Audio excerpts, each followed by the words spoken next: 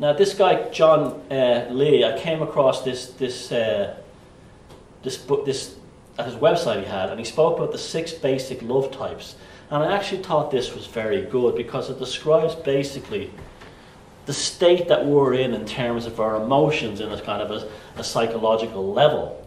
And he divided it into these 6 basic love types. Now the problem today is people confuse all these as one. They don't separate the idea. There really shouldn't be one word. In the modern world, there really shouldn't be one word for love. There should be one word. There should be different words, terms. In English anyway. I don't know how it is in Norwegian, so forgive me if I'm confusing you here, but in terms of the English terms of word, you have eros, right? That would be a passionate physical and emotional love based on aesthetic enjoyment, stereotype of romantic love. 2 people, generally young people, falling madly in love and having a great time.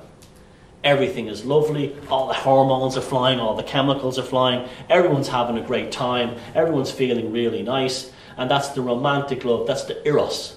That's the love of the romance, the love of the love song, but that's only one part of love, and that does not last forever. Then he had another idea that the ludus, a love that is played as a game or a sport, a conquest, may have multiple partners at a time. These would be the guy who's always trying to pick up women. That kind of guy. He sees every girl as a target, or doesn't necessarily make him a bad guy or her a bad woman. It's just how they approach it. They just look at to pick up women or fellas. They see a partner as not so much an object, but a conquest. I'm going to win her heart. I'm going to win his love. I'm going to get that guy. That's a very common theme within love songs. I'm going to get that man, get that girl, get that person in my life. Storge, an affectionate love that slowly develops from friendship based on familiarity. Now this to me I think is one of the most important ones, because this often indicates the love that's real, okay, well, that's why I'd put it, that it's the one that goes so deeply inside you. Now where do you normally see this? Well, a good example of that is maybe you met someone once, right, and you first met them and you said, I'm not really attracted to her, I'm not really attracted to him, not my type, I'm not really interested. But as you got to know them and you saw a depth of character there, they maybe had good personality, they were nice people, they had a good heart, you suddenly find yourself becoming attracted to them. Where you never thought they were beautiful looking before, they might start looking very good looking to you, out of the blue. And that shows the power of this stuff, because your physical way of looking at a person has changed. You met this person, you say, oh, well, he wasn't that good looking, he wasn't that attractive. And then I got to know him, and after a while I thought he was the most beautiful looking man I'd ever seen. But he's the same guy, but the perception of her eyes had changed everything. And she started to see him, and this is so important to this topic, on a very deep level. She was not seeing with her eyes, she was seeing with her emotions. And she was seeing him not as the overweight guy or the unattractive guy or the balding guy, but she was seeing him inside, to the point where she looked into his eyes and thought it was the most beautiful man, where 4 months earlier she wouldn't have been attracted. And it happens with women and men too. And that shows there's something going on there at a very deep level, to the point where as affection grows for someone that you didn't really particularly were attracted to at first, eventually you actually think they're the most amazing person in the world. We are really onto something here. This is like, now, I try to be as grounded as possible. I try to be I wouldn't say I'm an atheist or anything like that, but I actually try to step back and take things calmly and rationally and look at them. But this is one of the examples that shows to me that human beings are something very different than just, skin, flesh, blood and bone. That we can actually perceive reality. Now when I talk about reality, I talk about material reality, according to our emotional connection to another human being. That is deep. That is really, really powerful stuff. And that's what I want to hope we can find tonight. We can find the road to that storage, that middle ground, where I actually think the real story of love lies. Sorry, you want to say something, Mike? I'd just like to underline what you got on that storage, but I have a comment on the word friendship. Because friendships, the word understood in this sentence here is defined in one way, where you say, a friend is a person, another individual that you are comfortable with at a collective level of emotional honesty. Now, most people are not emotionally honest. No. And most people have a lot of friends because they lie to each other all the fucking time. But if one of those persons becomes emotionally honest, something happens to the friendship. The friends just drop away because there's no more comfort left. But in this action here, the comfort just gets stronger and stronger and stronger because there's an equal amount of emotional honesty involved. It comes from the idea you don't discover who your true friends are when times are good. You discover who your true friends are when times are bad, because they're the ones who'll still be there, you know, when you lose everything. And that's really what happened. They have grown to the level where they have connected on a deep level. And you know, some of the things you're going to be talking about, Mike, right? That's a big issue that I've been thinking a lot about lately. What we call waking up. When we open people's eyes to the fact that the world is a very different place, language, law, everything else. A person, you'll know who your true friends are because someone will go, I don't want to go there. I want to go there. I'm not listening. I'm not listening. Others will say, I'm not really into it, but that's your thing. That's okay. That's good. And that's a good friend too. But there's other ones, they'll still stay with you because they know that below the surface you two are bonded. You two are bonded. And it's not a chemical bonding. We'll be talking about that later on. It's a subconscious, collective consciousness integration of the only word I could use right now is souls. That's the best, you know, I know that comes with a lot of religious and spiritual baggage, but right now, for me, that's the word I would use. There's a Norwegian saying for that, like barn, like best. How would that translate? Kids that are the same play best together. Yeah, yeah. Now, pragma, a love that is driven by the head, not the heart, and it's undemonstrated. That's what I was talking about, my grandparents, okay? Now, this would be what you'd have in the cultures where you have arranged marriages. Like, I know a couple who were, they're Muslims, and they were arranged to marriage when they were like 18 or something, and they're now in their 50s, and guess what? They're actually happy, because it kind of worked out. Now, I had to ask my friend, honestly, is it because you compromised? Is it because you compromised for the sake of the religion? And he goes, no, I can honestly say we actually grew to like each other. We actually grew to like each other. It was a pragmatic version of love. And then I said, okay, if you were given an arranged marriage with a different woman and it didn't work out, would you still be with her? And he said, no. So somehow they had reached, through this arranged marriage, into each other and found that connectivity that they could work on, a middle ground, like a pragmatic love. But it came from the head and not the heart, which is, in some situations is a good thing, because sometimes you can become moonstruck and you can fall in love with someone who completely destroy your life, or you could do something silly like, you know, meet somebody and run off and leave your husband or your wife for this like younger girl or younger guy or rich guy, and he turns out to be a psychopath or a fraud, and he's just using and manipulating and done with you, you're gone. And that's why we have to learn to control our emotions. What I said at the beginning, we have to learn how to love. I personally know that you hear the thing love at first sight, and I do kind of believe it does exist, because I know it does happen. But just because it's love at first sight doesn't mean it's going to be love that's going to last forever. So people have to learn how to almost like modify your emotions as you're getting closer and deeper with a person. And there's very real real life ramifications for not doing that. Not just in terms of like breaking another person's heart or making a stupid decision or moving off to another country with someone you just had a thing for. I'm not talking about that. I'm talking about like real things that can really screw your life up. Now, mania. Now, this is the one that frightens me, but it frightens me on two levels. Obsessive love, experience great emotional highs and lows, very positive and often jealous lovers. Well, this is what Hollywood, mania, this is what Hollywood wants us all the time. They want us having crazy, love affairs, falling in love, going bonkers, doing stupid things, where it's always intense. Everything is intense. And if it doesn't work, you're always jealous, you're angry, you're seeking revenge. This is so childish, it's not even funny. And yet there's adults, hundreds of millions of adults all over the world who live in this state of mania.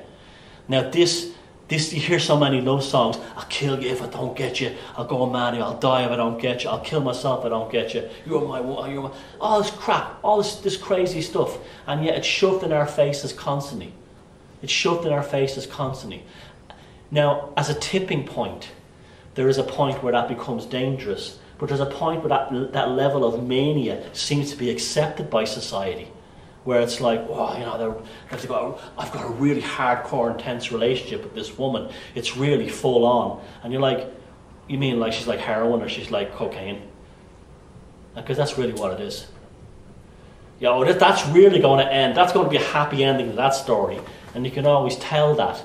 And there's like books. There was a book in the 80s called 9.5 Weeks, which was made into a movie with Mickey Rourke and Kim Basinger. And it's like about one of those kinds of relationships. But it's quite evil, the book. The book and the film is quite evil.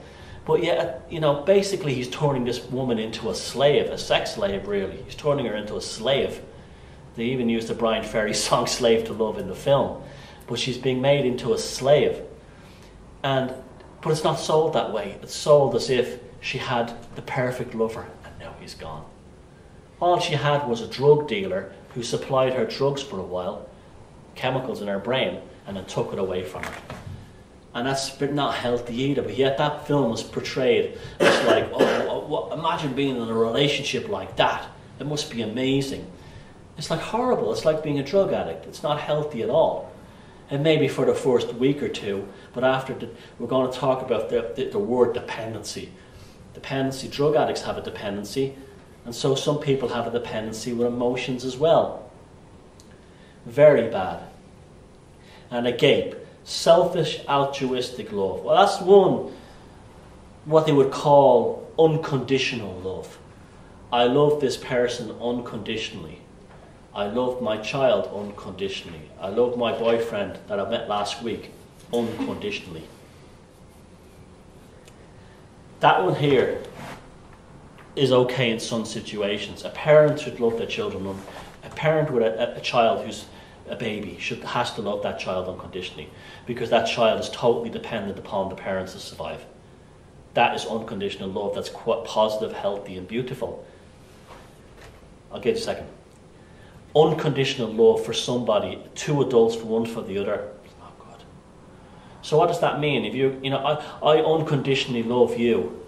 So what does that mean? If you turn around and start abusing me, I'm still going to love you unconditionally? No, you're an adult. You have to learn to love conditionally. You have to learn.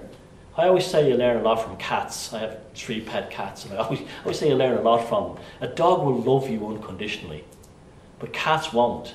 And maybe there's on some levels they're healthier, because they're saying, if you hurt me in any way, I'm not going to be nice to you.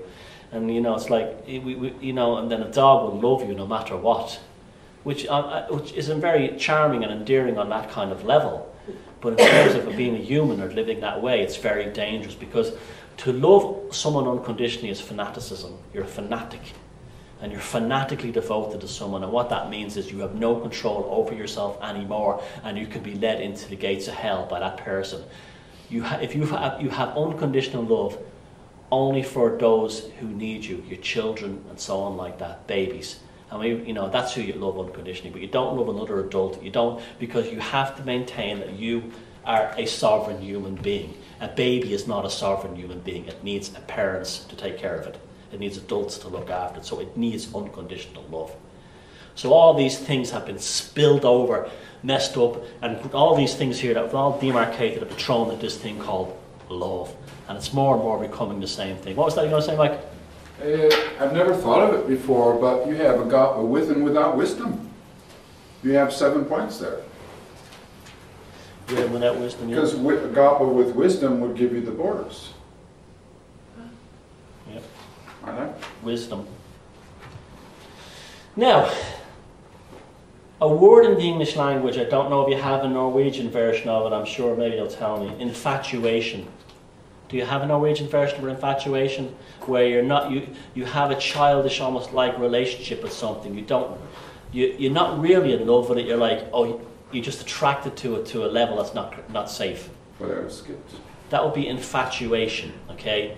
Now, in English language, infatuation comes from the Latin word meaning infatua, which means to be made foolish. To be made foolish. And that's what we have. This is what many people think is love today, being foolish. That's a big problem for people too. And that's what the Romans even knew there was a difference. The Romans even knew there was a difference. Infatuation is chemicals in your body, basically a trick of the limbic system of the brain. If you see somebody that you're really attracted to, what's happened out of the blue in an infatuation kind of way, well, I mean generally sexually or something like that, or also idealistically, like he'd be a great boyfriend for me or a great girlfriend, often that's not love, it's infatuation, and it's an evolutionary process. You see, we're back to the thing again, this works on both levels. One, the biological level, and two, the very deep level of the soul. We have to learn to distinguish two. We don't in the modern age. People think they can just marry someone just because they have a crush on them. Do you know that expression, have a crush on somebody? That. You can't marry someone you have a crush on because you don't really love them. What you have is infatuation. You're being made foolish. And you're being made foolish by your limbic brain, your limbic system in your brain, which is trying to make you have sex with this person. Your brain is saying, have sex with them, have sex with them, have sex with them. Because your brain wants to spread your DNA. That's all. It wants to make babies. So it's saying, have sex with them, have sex with them. This is time to do it, get it, do it, and get pregnant or make babies. Because that's your evolutionary impulse to, pass your DNA on. But it's also interesting how these infatuations often happen between people who are quite different. That's because there's an evolutionary impulse to diversify the gene pool. So that's why you would have, and you have like, I'm sure you've all had it, where you had a friend or a member of your family, and they were in a relationship with somebody, and you would say to yourself, what does he see in her? They have nothing in common. Or why does she love him so much? They're nothing like each other. They don't, and yet the two of them are together as a couple. That's the infatuation. They're being made foolish. And what's happening here, on some evolutionary impulse level, they've identified each other as a good collection of genetic material to spread the compatible selection of each other's genes on to the next generation. That's why, and often it's a good thing. Like I know a couple where she's an artist and he's a scientist, and she's like into all the kind of new age spiritual stuff, and he's an atheist, but they're very happy together. But on some level, some evolutionary level, they've been drawn together to produce children. And guess what? The kids are just like this, who are a mixture of both. And that could also be a spiritual kind of thing as well, where they're trying to find a happy medium between their two belief packages. Even though they're both very nice people, they're both very good people, the evolutionary system is saying, chalk and cheese, you're both different. Have children, make babies. But usually that comes out of infatuation initially, and it's a chemical change in the body, in the limbic system of the brain. Now the limbic system of the brain is really interesting, okay? Your brain is all different partitions. Now I know the last few times I was talking about the brain a lot. I won't do it too much this time. But, your brain is so interesting. It has like, it's like a car, right? And the limbic region is like your gearbox. It's like a gearbox where it tells you how to progress on a situation. It's an evolutionary survival impulse. So for instance, if we were living in an indigenous or ancient society, right? And you saw, say, some fish in a lake. Well, your evolutionary impulse is to try and eat those fish if you're hungry. But the limbic region in your brain says things like, there's an alligator in there, there's crocodiles in there, there's snakes in there. Will you survive if you catch that fish? Because you might get eaten by another creature. And that will where the limbic region is the breaks the switch on, and it makes you think about the situation, process in stages, in steps. Okay, I can't get the fish because it's too dangerous, there's crocodiles.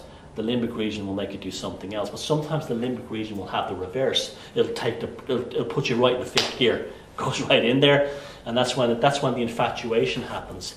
The limbic region will make you go straight into fifth gear if you find someone who you're genetically or sexually attracted to. You shut off your thinking, you don't think straight, and you just go wham bam straight in there. And that's because the limbic region has gone straight to fifth gear. Because the limbic region wants you to have sex, because the limbic region wants you to have pregnancy, because the limbic region wants you to spread your DNA to the next generation, make babies, because ultimately that's what evolution requires from you, is children, is generation. And so that's what infatuation, to be made foolish, to have a crush, that's really where the crush or an obsession comes from. The limbic region has stopped having its measured gearbox effect by going from first gear to second gear to third gear. It's just completely gone to the fifth and made you go after that person. Again, they never tell us this. They never tell us that we should put the brakes on. Although in kind of wisdom traditions they do. Now, the first time I was here, like a year and a half ago, I spoke about the psychopaths. And that's really what my first book made me well known for, was the whole idea of how psychopaths target people's emotions. And that's really how I learned about all this stuff, because I was trying to figure out how these people were so badly fooled and abused and damaged by these relationships. And the psychopath had a need, had found the way through their lives, because they don't have any emotions inside themselves, of manipulating a human being, okay? And what they would figure out early on is they would, by love bombing a person, by telling them they're wonderful, by telling them they're perfect, they could shut off their critical thinking, and then they would fall in love with them. And that's because the psychopath was trying to get their limbic region, their limbic brain, to go straight from to discount the critical thinking of first gear, second gear, fourth gear, and go straight into fifth gear. Now you all know what happens when you go straight into fifth gear on a car. You wreck the gearbox. Same thing happens in your head. You wreck your critical thinking. You destroy your critical thinking, and you become like a puppet. And if you enter into a relationship with someone who's manipulative, very manipulative, or maybe even psychopathic or sociopathic, this can be so dangerous, because if you bypass all your rational difficulty, they will try to turn you into a slave, some kind of slave. This is what cults do. Cults like religious cults, like these people who wait for the end of the world or a flying saucer to come, or else, that group down in Kenya that attacked the shopping centre. These are like, what happens is the leader, this thing called love bombing, and the leader love bombs them. So, like, suppose I wanted all you guys to be, I was like a religious leader, but I had I wanted all you guys to believe I was the second coming of God or something, Jesus, right? I would go around and I would love bomb each one of you individually, because I'd read away you had a problem. Say you had money problems, I would read away, I'll solve your problems. You have a relationship problem, I'll solve it. You have a problem with your mother, I'll solve it. You have a problem with your dad, I'll be your dad. You understand? And what happens is, he's so great. He's so great. He makes me, just by talking to him, I feel so good because he fixes me up. And then what's happened then is you're being made foolish infatuation. So we taking a break now? Okay, I'll see you in a few minutes.